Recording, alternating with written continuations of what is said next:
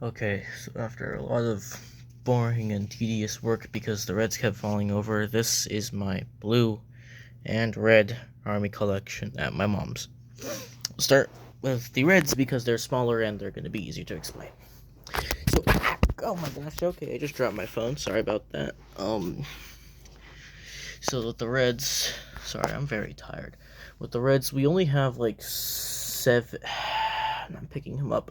Seven red-ish redcoats compared to the grays and blues, which have a lot of like eight Napoleonic era and Revolutionary War era figures.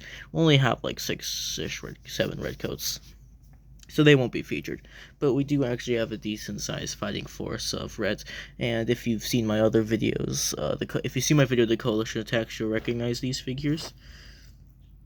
So okay, if I could get that, if I could get him, if I could get him in focus, please. Please get him in focus. Come on.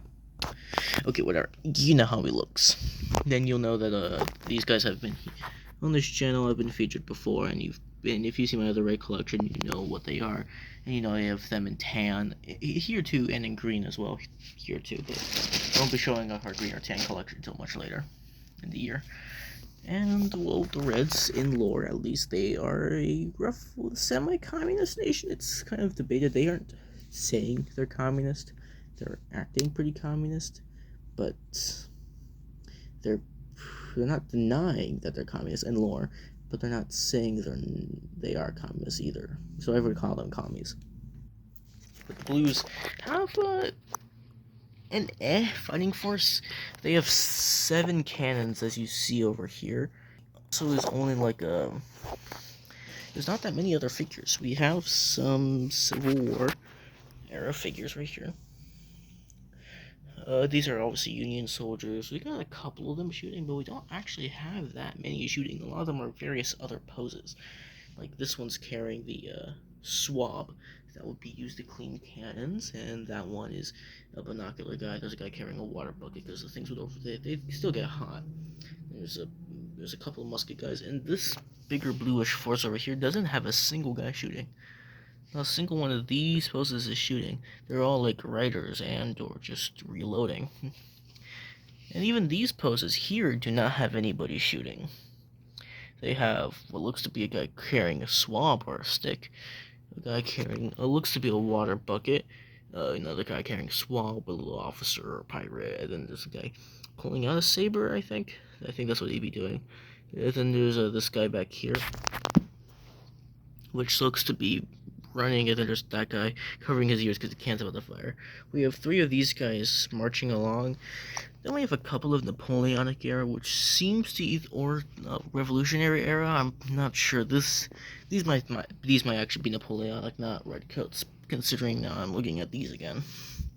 But there's not that much of the blue army. There isn't that much, and a solid count would be like maybe like 80 reds and like 100-ish blues. Not that many at all.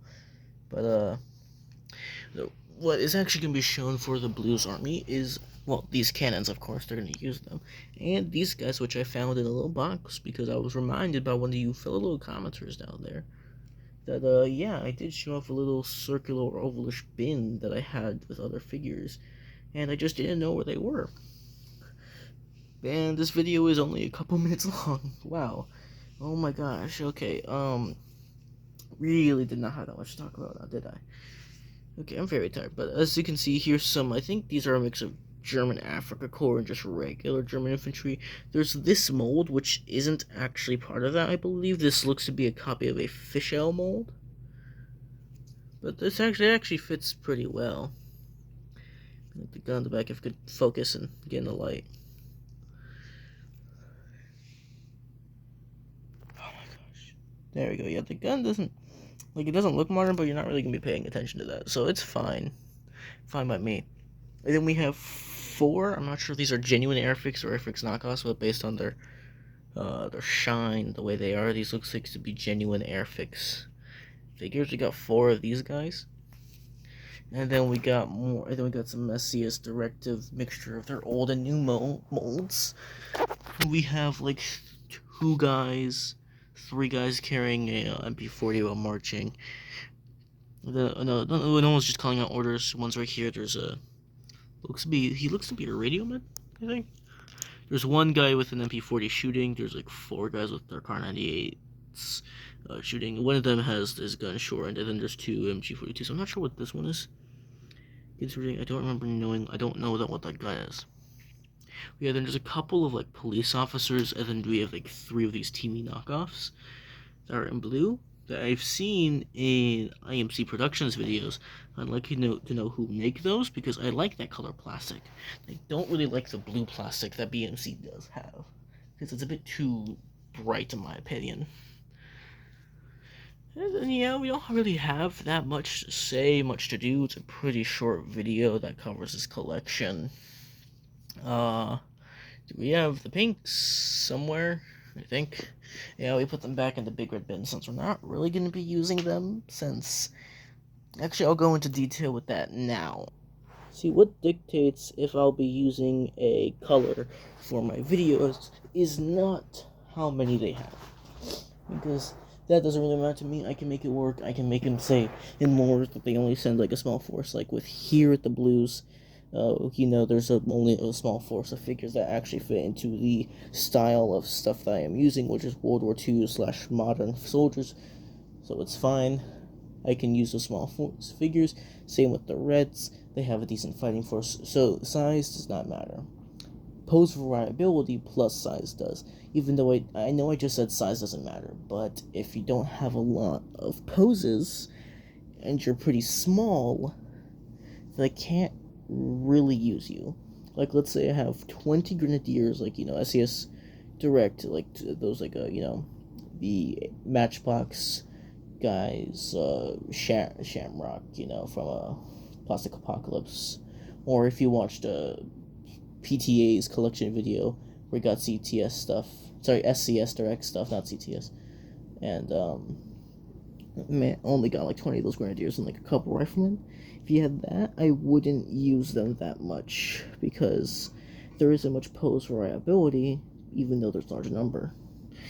But with the Blues, even though they're a small number, there is a decent amount of them. And they have a good variety of poses. They have a good solid number of differing poses that I can actually use. Same with the Reds, and same with the Greens, and the Tans, and the Grays. The Pinks don't have that. They are too small, much smaller than the ones at my dad's, and have too few poses for me, too few variation of poses for me to actually consider using them. Which is why I likely won't unless I get more of those figures and or buy some BMC stuff from Pink. Which, to be honest, there's not that much of. And there's only, like, I can think of, like, BMC Iron Woman, the Teamy figures. There's not that much stuff they have in pink. So, they're really out of luck. Have to find stuff on eBay or random stores everywhere. But yeah, that's my red and blue collection that I have. Hope you guys enjoyed it. Hope you guys like it. I'm still working on editing the first episode of Bully Platoon. I'm hoping to get some of my friends to voice in it. And I'm obviously working on the lore video, and with the poll sort of stagnating right now, seems that I will be using, based on what you guys want, I will be using by slim margin, 57 to 43, I think. Or it's 56 to, I think it was 50. It was 53% to 47%, but yeah, I'll be using World War II images as sort of a basis, They're not actually World War II stuff, but you know what I'm gonna be using it for lore and stuff. Yeah. See ya.